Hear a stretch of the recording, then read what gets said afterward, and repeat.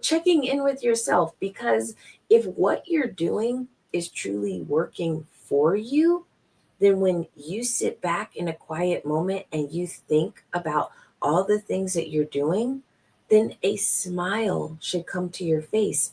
And there should be a sense of joy and sense of happiness when you think about what you are actually doing, because in that moment, you're finally connecting to the impact of what you're doing. But if you sit back in a quiet moment and you think about all these things and your face turns up and you're unhappy and you feel drained, and then there's just like regret and dread that's filling that moment for you, that is not what you should be doing. I'm never going to tell anybody just go ahead and jump out of the airplane and, don't bother checking if you have a parachute or anything else. Something will save you on the way down. No, I'm not saying that. So I think it's good for people to explore. What are your options? Let's look at where you are versus where you want to be. Mhm. And what does it take to be where you want to be? How much time? How much effort?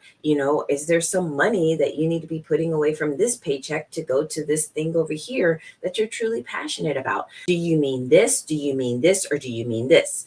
Because when you explain your thought process and that you're thinking about this in a multidimensional way, then it also lets them know that there's a sense of competence there. You're not asking because you're incompetent and you need more direction and you need somebody to hold your hand, but you're asking because you do have a level of competence that you can demonstrate. Hey, in the few moments that you've asked me to do this, I've already thought about this in multiple different ways, and I'm presenting the options to you to let you know I'm on it. I get what you're saying. There's an array of ways that I can present this information back to you. How do you want it?